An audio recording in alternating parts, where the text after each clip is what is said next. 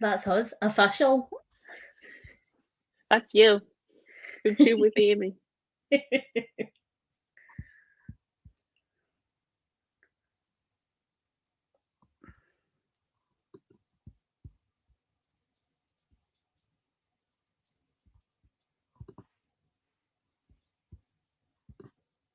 Right, that's us sorted. Let the book chat commence.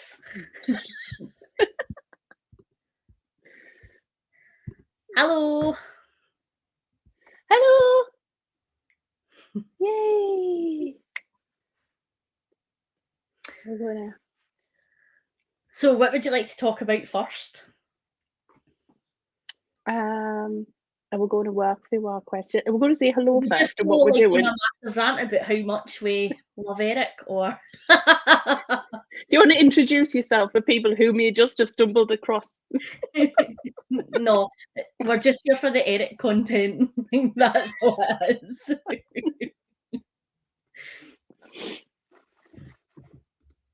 So this is our live show, our first one for our Out with the Coffin read along that we did. So we've read Dead Until Dark so far. We're reading the Suki Stackhouse books, one book a month, except in June, where we have two, which will be a treat. I'm looking forward to June. June will be good. I know. I found it really hard not to just pick up the second one. Yeah. Where do we want to start then, our chitter-chatter? But I think it's quite interesting to talk about where this sits genre-wise, because it's a bit murder mystery, bit cosy mystery, but Hi, Laura. supernaturally. Hello. And obviously you're quite the thriller reader, and I didn't really like a thriller or a mystery usually, but I like this. So maybe you could talk about some of the thrillery elements and how you feel like it compares to other thrillers that you've read, and then I could do the same way, like the supernatural elements. Yeah, I think that's one of the comments that's been made about it, though, that it doesn't really fit into any particular genre. There is some sort of paranormal romance in there, a little bit of sort of urban fantasy elements in there, and then of course we've got the vampire and the gothic sort of themes running through, and we've got Suki and the mystery. They are billed as sort of like mystery books, and Charlene Harris herself is a mystery writer. She wrote mysteries. She doesn't like for them to be referred to as cozy mysteries. She'll call them mysteries, and so she's had a background in mysteries and urban fantasy, and I think this is what then the Suki verse has come to life from that. Hi, Gunpowder Fiction and Plot, because I don't know whether it's Scott or Nell or both.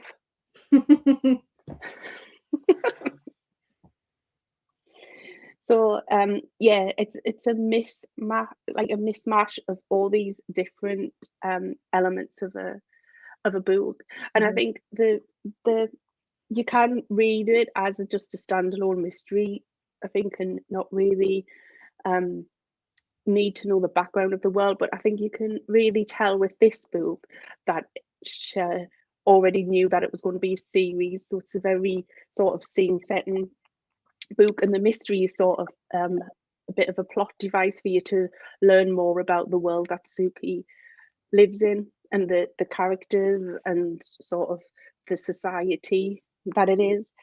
So I enjoyed it as a mystery. I actually sort of forgot. Well, I knew who it was, but I sort of forgot like bits, like the reasons why. Yeah. So it wasn't until I was halfway through I was like, oh, I remember who it is now. Was that annoying that you were halfway through and then you remembered? No. It's one of the things of having a bad memory. You can read a mystery or a thriller again and still be like, surprise. That's fair. I'm surprised that I enjoy the mystery element of it so much because, like, I've said it 1,001 times, but I'm a really impatient reader, so I don't like mysteries because I like to have a lot of the information up front. So I didn't like it being like eked out and then no finding out to the very end of the book like who's done it, which is my biggest gripe with mysteries. So I'm surprised that I enjoy it as much in this book. And I think that maybe it is because, like, I know that she doesn't like the term, but it is like a cozy mystery. So I wonder if I would then like other cozy mysteries. So I think that that's something that I'm going to try and branch out into maybe and see if I enjoy them a wee bit. Mm. Yeah. After you finished all of the True Blood first. Yes, of course.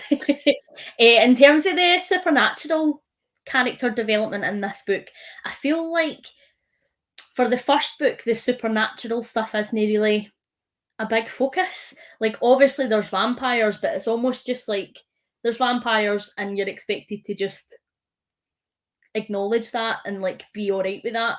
And I don't feel like it's set up like how a lot of other supernaturally books are set up, where it's like this is a supernatural being and these are their powers and like these are the rules.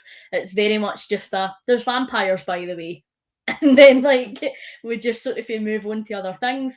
But I think that that's done really interestingly because so much of the books and so much of the character development that happens throughout the series is people just having to deal with the fact that vampires are there now, like, and so we almost need to deal with it in the same way. So I think that that's done really interestingly. And I think it is sort of the allegory of society by using the vampires as the sort of minority group, the group that's Mhm. seen as being different. And I think she's specifically set it where she set it in the like Southern Bible Belt of Louisiana. And with it being vampire, I think there is a nod to sort of the New Orleans vampires and Anne Rice's name checked in there, Mhm. but that she's actually set it in this tiny little town where this is the reality of what it's like living in the South, using the vampires as that group of people.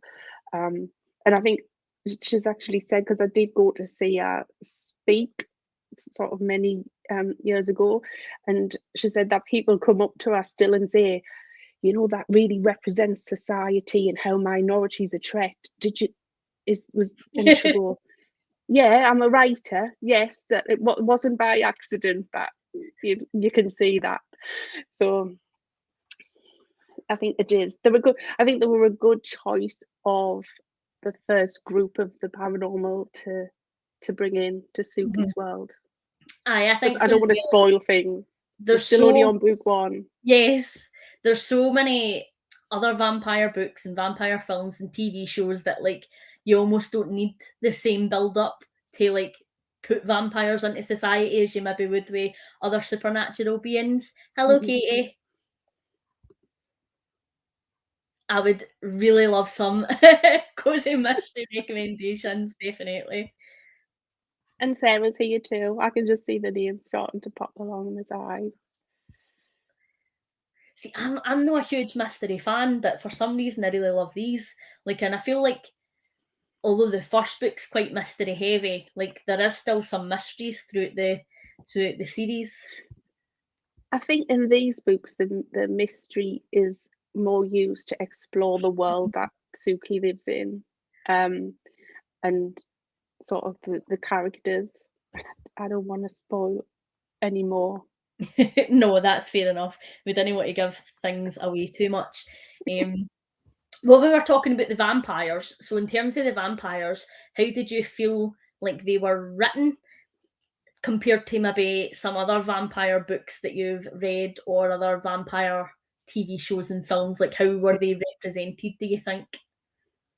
I think that sort of the southern vampires, like Charlene's vampires, she did make them more sort of approachable. The sort of usually when you read about vampires, you read either the classic sort of gothic version of a vampire, or you read in the sort of urban vampire, but they're still a very secretive society, and the sort of a selective few who are aware that vampires exist, where Charlene basically, as the read along is called, she brought them out of the coffin into society to say this is it, and sort of showed that they are actually human to the point. But why I am drawn to vampire sort of literature and how vampires doing is the vampires are stripped back to what your basic needs are.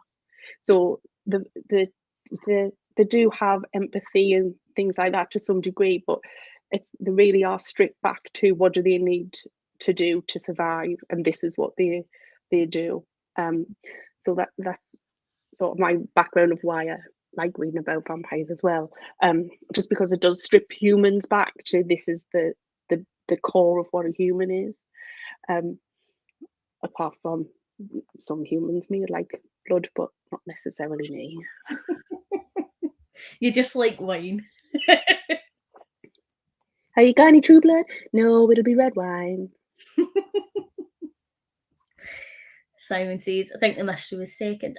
I would agree. I think that it's right that there's so much social commentary in the books as what there is. I'd absolutely agree with that. I think the vampires are written really interestingly in this book. So I obviously read a lot of YA fantasy, and I feel like vampires in YA fantasy like are so like mysterious, and like the main character or usually love interest is just like so eager to find out like everything about them and is complete in awe of them, and they're almost made out like usually vampires are bad, but this vampire's really good for the sake of there being a romance. And I didn't feel like that is the case in True Blood. I feel like in terms of Bill and Suki's relationships, we really get to see Bill's true character. And like, there is times where he says things and he does things that Suki really heavily disagrees with, and she calls him out on it. And we see the way that some of the other vampires behave.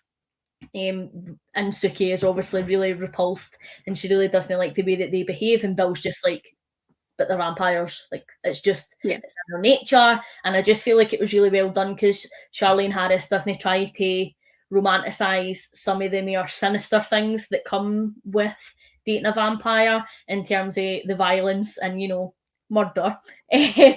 So I thought that was done really well. I really enjoyed that aspect of it. I think it is. I think the way that it's written, it is sort of those different. Every vampire is different, and they've got this hierarchy, and there is some sort of older vampires who, I think, because the first book sets out Eric as being sort of this is it, he's the authority, even when the sort of vampires who's not mainstreaming sort of appear and things like that. So I think, and I think people will be interested as that develops and when you actually find out more about them. And I think with Bill, what I find interesting is the social commentary that Bill is known as Vampire Bill. So in that small town, he's labelled for he's different to them, and that's what happens. And I think there's also a point when Bill's explaining the vampire structures and things, and he'll say a vampire will just turn on you, and Suki will say, well, so do humans. There is a lot of similarities in that. Yeah, but it's a good scary old vampire. Yeah, Eric's a good scary old vampire.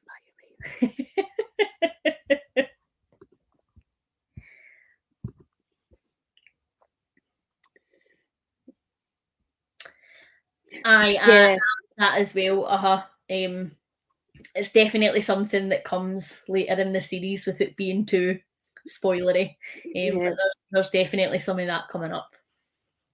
I think even in this first book, though, with Bill, because it's set in the South, and so he was actually a Confederate soldier, and so there's some comments in there that he's asked about things where although he's a vampire, he sort of understands now the history of what he was part of differently, and you can see how living through that life has changed his sort of his own history of which side of history was he on. He can actually see in his own lifetime what he's actually like. He was actually part of actions, and I think she works with that really well, especially with Suki's grandma, who seems to be sort of a very liberal grandma for living in the South and accepting everybody, and she has this sort of love for our ancestors, but at the same time Bill makes her more aware of what the realities of all that were. So yeah, I know he makes a really good comment when he goes to hi Danny, Descendants of the Glorious Dead meeting, and he's like, there was nothing glorious about that war, and like he makes that point. So I totally agree with you. It's interesting to see how his viewpoints have changed over but time. he's quite the politician at the same time, where saying to sort of but it was still your family members who he was fighting alongside and who he died alongside, and so he was a very good politician. I think vampires do become very good politicians because they have to be able to settle into whichever society they then find themselves in, and so you also have the sort of disagreement amongst themselves about whether they should actually be out of the coffin or not. So all of those dynamics are coming into play. I know, and I think that again is really interesting because, like, I think if you look at different movements in society, whether it's like feminism, for example, like there's loads of different feminists who have different ideas about the way how things should be, and like then they know everybody agrees and know everybody has the same viewpoint, and so it's interesting to see that put into another group of people like the vampires. So there's vampires that don't think they should be out of the coffin, and then there's ones that do. There's vampires who think they should be mainstreaming, there's ones who don't. Like, it's interesting to see everybody's different attitudes and opinions and how that still transpires across, even though they're a different species, I guess. And I'm assuming this is scoffed by his question about all vampires having Tory policies. No. Some old vampires were raised in very different religions, paganism. Did you just say that being a Tory was a religion, Ange? No, but like, no, but you've just outed yourself here. But you know, you're red wall. No, anybody. It's not necessarily that the older vampires have the more conservative ideas. Some of them are very liberal in their ideas. Definitely. But I'm supposed to be politically impartial.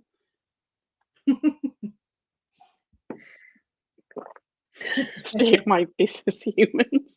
Yeah, but they're making a lot of money on the humans, Danny. Have you ever been to Fantasia? So, who was your favourite character of book one? Oh, I think anybody could answer that. I mean, he's not in it that much. Because he's not in it much. I feel like you should pick somebody else. No, I think he's not in it much, but when he's in it, him and Pam, definitely. I think the two people. People won't know who that is, Simon. They're the two sort of vampire characters. The other character, I really love Grandma, but the other character as well is Hoyt's mum, Mrs. Fortenberry. Yes, she's just sort of, you can really imagine that that's the lady who lives next door to you. She's always got a sort of a business, like she's always in everybody's business and wants to know things. So, and of course, Bubba. I know, Bubba's great. But he wasn't in it much either. No. But he loves cats. And a little fact, I don't know whether people know this, I might have shared it on the Voxer group. Bubba doesn't appear in True Blood because there's a certain estate that wouldn't have let it happen. They control his image quite carefully, I think, and that was just didn't happen. think they wanted a 2. I remember that at the time because I was waiting. There's 2. Oh no, I'm going to close my mouth because I'm going to get into spoilers. I know that's the difficult thing. My favourite character was Suki. I think she is brilliant, and I think that she just speaks her mind and she doesn't take anybody's BS. I think she's brilliant. I like that she just stands up for what she believes in, and if she thinks somebody's in the wrong, she'll just tell them. I just think that's great. I think that there's so many times, and again, particularly in books with like a supernatural romance, where the female character maybe isn't as outwardly spoken about her opinions on her supernatural love interest's behaviour, or like they'll maybe make wee passing comments, but they'll not outwardly call them out. And she just did. She was just like, nah, didn't like your attitude, didn't like your behaviour, like keep that up, you'll be cracking on. And I thought that was brilliant, thinking that she is a great character. I like the way that Suki is. Thank you. That Suki describes herself as having a disability rather than having an ability. Because normally, as well, when you're sort of reading or watching paranormal fiction and TV shows, their skill, their senses, their like whatever, it's seen as an ability. It's an extra thing that they had. So I like the way that that's sort of flipped on its head. And that she actually considers it a disability. And to me, it's like having a chronic illness. She deals with this illness, and the amount of effort she has to put in to to act the way that people want to act at the beginning. So try to drown out those people and how much energy it takes out and everything. She sees that as being a disability. So I like the way that that was flipped in the Suki books. I absolutely would agree. I don't think that you really get that in terms of just how constant it is to keep yourself switched on. And so that's one of the things that draws out to vampires, because she can't hear them. So she can sort of be more relaxed around them to some degree, but then she doesn't really trust a lot of them. I think she likes Bill. Yeah, absolutely. Was there anything in this book? Obviously, I appreciate this is a reread for both of us, but was there anything in this book that changed your mind about anything, or made you think about something a wee bit differently, or like your perception on something? I think it changed my mind on how I see sort of Jason in this book, and how they set him up as the brother. And he is just so dumb, bless him, and so sort of consumed by his own life, but then so protective of Suki. And I think when you first read it, I don't think you appreciate the complexity of the Jason character. But I think again it goes back to you can tell that she knew it was going to be a series of books. I don't think it was ever supposed to be like 13 or whatever, but you could tell that these were the foundations of these people that she was bringing in. And Sam, I think there's some love for Sam going on in the comments as well, but he's just like that hard-working guy that everybody knows and tries to do the best for everyone. I'm too dumb to be depressed. But I think he's got a heart of gold, but he's just, oh bless him, easily led, isn't he? Aye, definitely. So what was the, I've got some questions. So what did you think of the murder mystery and who the person actually was, and the way that the murders were motivated by the women being associated with the vampires? I thought it was done really well, and something that you could totally see happening, like in current society. If somebody wasn't happy with people being with a certain group of people, or weren't happy with their sexual orientation, it happens. So I thought it was done really well, and I thought that it was done really well. That's all I've got to say. I've said that about 3 times. It helped make it feel more real, I think, having something like that in it, because there would absolutely be that bigotry and that bias, and people lashed out. And it shows as well how different it is, because the victims were all the women of the sort of thing. There was no sort of, because there is still men who like to hang out in the vampire bar, and do you know what I mean? But it was specific to women. So I think the social commentary on that, and there's a number of sort of prolific serial killers that are now behind bars or dead, thankfully. That's been their motive, like a sexually deviant woman, therefore you're wrong and I'm right. Yep. So I think that, and I think this is the thing with the books. There's so much of this intertwined in what just comes across as a really good sort of paranormal mystery story, but it's all these little parts of the commentary that she has and she wants to get on the page is coming out. Definitely. I think there was so much good social commentary in the book. There's just so many different themes that she touches on, and I just think it's brilliant. And I think that if maybe this isn't in somebody's wheelhouse usually, or maybe they would need a book that delved into topics like the way that she does, but they picked this up thinking like, oh well, it's a supernatural romance, then it would maybe change the way that they think about things. Like if they are getting aggravated and irate with the fact that they're being bigoted towards the vampires, then it'll maybe make them think, right, well, why do we accept so much bigotry in everyday society to actual people? Like, you're getting annoyed right now because somebody slagged off a fictional vampire. Like, but it would be fine if it was, a black guy or a gay person or a trans person. So I think that it's really good at that, and she does it in a way where it's no like overbearing. She just slips it in, and I think that that's done really well, because it will maybe take a wee bit of time to maybe resonate with somebody, but I think that it will.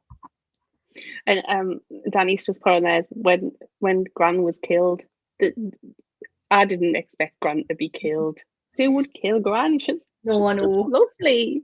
No. And I think that's when you're reading a book and you realise that this writer has a story to tell, because there is characters who you've become emotionally attached to, and they seem to be going to be one of, like, I thought Gran would be like in these books, because when I was reading them I sort of knew it was a series.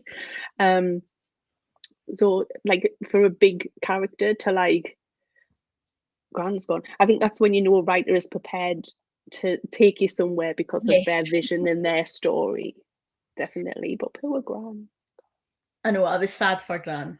That was a shock to me the first time I read it as well. I didn't see that coming. I thought she was in it for the long haul. Definitely. And it is the mystery sort of, it's just there to help the plot get going and the society start being built, so you start to learn more about Suki as well. And you almost learn more about people round about her as well when the murders start happening, because you get people who like are so diehard that it was Jason just because he likes to sleep around, and then you get people who are like, well, actually they deserved it because that's what they get for fooling around with vampires. And then you can see like wee bits of bigotry slip out for other people, and like the conversation they have in the bar with Suki, and they're like, you're no way a vampire, like, and it was just a really interesting way to get people to show some of their true colours, that I think that if you were having to maybe wait around for a wee bit to find this out, like, it would be like, right, well, come on, what's happening? Whereas this was done quite quickly. Yeah. And I think as well, what do you think of how it was then brought to the TV screen? Because I think the TV show, the first one, really does stick really well to the plot, but it does pull in some of the things that were not going to happen. And I think it's well, this is the other thing we've got to remember. This book is like 21 years old. And I think it's still quite relevant I think so. to now, which is scary in itself. But what did you think of when they made like the TV show, how it fits in? Did it bring it to life? Did the characters, were they like what you I thought think they were going to so. be in the book? I think so. The only thing that I think they did differently in the show for the books is they sort of tried to make Bill like a lot more of that mysterious potential love interest, and I don't feel like they got his true character across right for the get-go in the TV show. Whereas I think in the books you're like, you're making some questionable choices, pal. Whereas in the TV show it's just like, you know, the twinkly music's playing every time he's on screen, and you're just sort of supposed to fall in love with him. But other than that, I think it was done really well. I think Jessica's just said as well, there was more tension around the murders, and they brought different things in and around the murders in the TV show. But I also think the TV show, it did.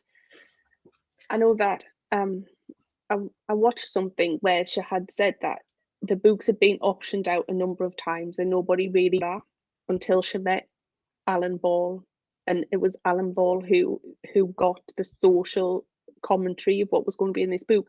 And then she's actually said, because I went through Q&A things with her, and they said to her, what's your favourite thing about True Blood, the TV show? And she said that Lafayette is alive. Oh, is that a spoiler? That's a huge spoiler.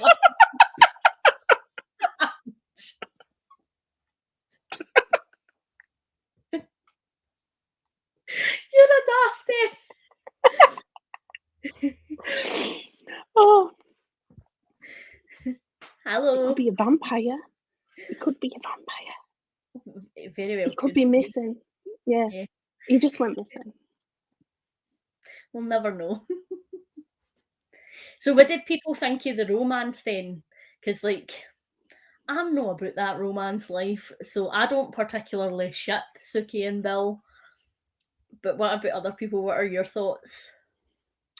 I don't ship Suki and Bill either, but at the same time, I don't ship Suki and Eric either. So I shouldn't be allowed out. Blame the wine. So Fine. I think I haven't even had that much. I've had like 3 mouthfuls. I'll blame the excitement. So I think for Suki, I think in a way as well, it's like at the minute in the first one, I haven't sort of shifted anyone, and I just want Eric for myself. So, you know, I don't Suki and Bill. I don't think that they're very well matched. I think that she just disapproves a lot of his behaviours, and like she's right to disapprove, but I just don't think that he seems like he wants to amend any of that behaviour. I think he just feels like, well, this is very much my nature, this is very much a part of who I am, so like if you don't like it, tough. And he almost just expects her to get used to it a bit. I think there's some sort of comments as well about when he does take her to Fantasia, and they've realised what you can do, sort of, with that telepathy, that there is some sort of question around whether Suki understands what it means to be with Bill, as in that vampire relationship, like what Jessica's saying, like, did she actually consent to the type of relationship it would be with a vampire who does then sort of end up being able to locate you if they've gave you their blood and feel your emotions, and sort of was she fully aware of what she was getting into just by meeting this one vampire who she helped save his life, so he helped her, but was she fully aware of what the full consequences of those things were? Because we haven't even talked about how the blood is just a medical marvel. Yep. Which is another aspect of the book. I think it's interesting as well because it brings up like a lot of issues that being in an actual relationship with a vampire would bring up, that again I don't think a lot of supernatural romances touch on, like the fact she just needs to flip her entire life schedule if she wants to see him so that she can see him at night. So like she talks about like the fact she's totally knackered all the time because she still needs to get up and do things during the day. She's still got to put a shift in at work, and then she's got to stay up all night to try and spend any sort of time with him. Like, when has that ever been mentioned in a supernatural romance before? I think that it talks a lot about the power dynamics between the two of them and the relationship as well, which is really interesting because, again, I don't feel like a lot of supernatural romances would talk about it. I think that it's just accepted that he would have the upper hand and he would be the one in empowering their relationship, whereas it's not really what he's going to get with Suki as a partner. Yeah, so if you compare it to something like the Vampire Diaries, which is sort of the similar, like urban vampires living, they're out in the open, but they're not out in the open, but they're out in the daylight sort of thing. And the relationships that they have, that's framed as more as being this this person, this vampire who can protect you and make everything better, and sort of have that sort of relationship where Suki's a 25-year-old waitress who feels like people look down on her because she's a waitress, and she's got all the worries about, I mean, she lives with her gran, but she's got taxes to pay and things to do, which doesn't really come across in other sort of them urban-y type stories of vampires. Aye, yep. I think as well, you sort of see how Bill interacts with some of the other vampires, and that almost gives her like a wee hint as to how his true nature could be. And I think that you do get the sense that he's hiding bits of himself almost, like he doesn't want to be like all up front all at once. I'm not allowed to talk because then I'll say something. No, we've already had one. No more spoilers. So I think that that's interesting as well, because then like he's already doing some things and Suki's like, I didn't like that, I don't appreciate that behaviour. So if he reveals like his self 100%, you definitely get the vibe that she's going to be like, absolutely not, pal, no for me at all. And I think that it is right that although she sees the romance in him, I think because he comes from a different time, maybe he does act like that. But at the same time, she wants to be independent and whatever. So it's like she's been by herself for 25 years, so she's probably thinking, what difference does it make? And so there's all of those things going on in her head, which I think is sort of comes out more as the story progresses through and to the next few books. So that'll keep people reading to, you know.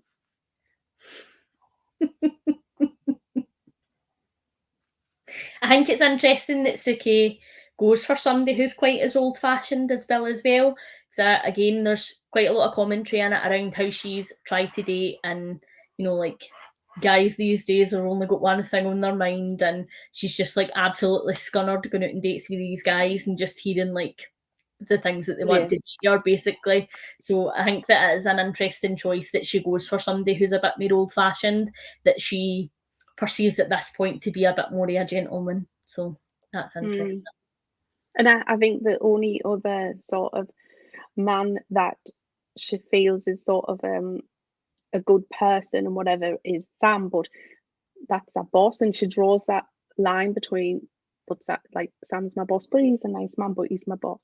And so there is those dynamics as well, sort of all coming into play, because it's not really like a love triangle. There's sort of all these, because I think you can see that Sam cares for Suki, and so it's all the, you can see Sam cares for Suki, Bill's attracted to Suki for some reason, and we'll keep seeing what is it about you that's so different, and Eric can feel that difference, but he's quite open about the fact that he really just is interested in how she knows these things that have helped him, and that he can build that trust up with her. And there's sort of that connection that they don't, like, as vampires, they don't understand what their attraction to Suki is at the same time. So she's different to them, from what they would call a human. She has something different about her that they don't even understand.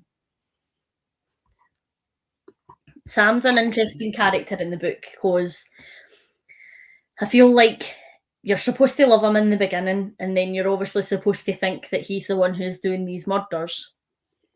And then you're almost supposed to just come around again when you find out. Obviously, I never thought it was him.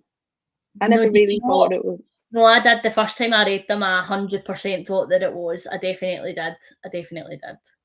I thought he would have been the sort of easy choice for it to be. So I never thought it was him. I think when I first read it, I sort of had my suspicions of whether it was going to be sort of Jason sort of thing, just because that's the way that you were being led, and then sort of it was Renee sort of it's the little drops of things, like, because he was there but he wasn't really there. He was one of those type of mystery characters that when you realized it was him, you were like, yeah, because he's there all the time, but he wasn't the sort of character that you were focusing on.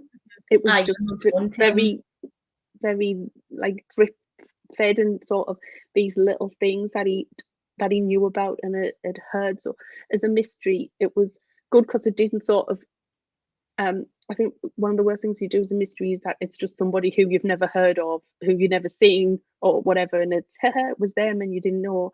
But when it was somebody who sort of has been in the story, you just haven't connected how much they've been in that story. I get that. But I still did think it was Sam. So I find Sam an odd character. Like, I like him, but I don't know, I still find some of his behaviour questionable. It's his relationship with Suki that I find questionable. Like, he doesn't do anything that is outwardly inappropriate, really, but it's like very subtly inappropriate. Like, he knows that she can read people's thoughts, and so he's like, just like, come on in anytime you want, Hen, have a read at what's going on up there. Like, and he's like, oh my god, I'm so in love with you, I can't wait to see you naked, oh my god, you're beautiful, I just love you to bits. Like, and so that's he's just the same as all the rest. Aye, like, and that's inappropriate. And I feel like he gets so aggressive about the fact that she is liking Bill, and again, like, that's your boss, so that's inappropriate. Like, you should have absolutely no bearing, like, on who she is and isn't allowed to date. And I find like he almost does like the typical nice guy thing, to being like, it's only because I care about you and like I'm concerned for your welfare. Like, Suki Stackhouse needs nobody to look after her bar herself. So like, I'm pretty sure she actually tells him that, like, she is more than capable of looking after herself. But I just find his behaviour to be questionable. And then I feel like once we obviously find out about Sam, like, you're almost just expected to forgive everything, and like, I just don't. Like, I just had a wee bit of a grudge against him for the way that he still treats Suki. Not even when he's like Except when I think you've been watching the TV show too much, Simon. Definitely. But we'll see. I do like Sam. I feel like he always tries to set himself apart for being just like the other guys, but then everything that he does proves that he is just like the other guys. And I think that she does a really interesting thing with Sam, where it's like, is he a nice guy? Is he no? So we'll see. We'll see. Yes. We excited for book 2? We are. Because Eric's in it more. That's allowed to be a spoiler. Because it may entice people to read. What if people Living don't Dead like in it? Dallas? Why would you not like Eric? What if they're just like actually find him a bit of a boring character and I'm sick of Ange with her gifts? No one's sick of my gifts of Eric. Eric Skarsgård, Alexander Skarsgård, half naked or fully naked. No one's complained about them. I'm applaud for them, if anything. Well, I think that's everything that I've got to say. Yeah, I better not say any more. No, I better not talk about them because you're just going to like spoil the very end of the series, like sitting here on first month. Yeah, Eric is the man of a vampire. Well, and Andy's a Viking. I mean, what more do you want in your life? Again, spoilers. Everybody knows he's a Viking because he's called Eric and he's tall with blonde hair. Everybody knows. They know how old he is. We know that he's like 1,000 years old. More than that. Yeah. Have you anything else to add? Just don't allow me to talk ever again in case I give any more spoilers. Noted. Well, thank you everybody for coming and talking about the book with us. We've been so excited to geek out with everybody about it. It's been fun. Yeah, and we'll start. Can I start reading early then? Can I start reading tonight? If you like, yes, I shall permit it. Is it cheating? No, it's not cheating. Start today, Laura. Me and you. And obviously Simon finds it funny the way that I say Viking, because he keeps saying what Eric is a what? A Viking. Bye, Danny. You've got the right idea.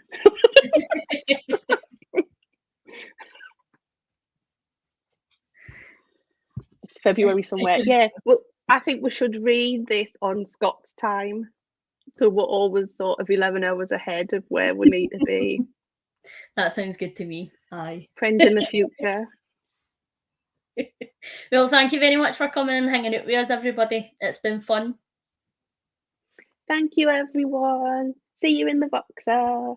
Yes. Bye. My voice is hilarious.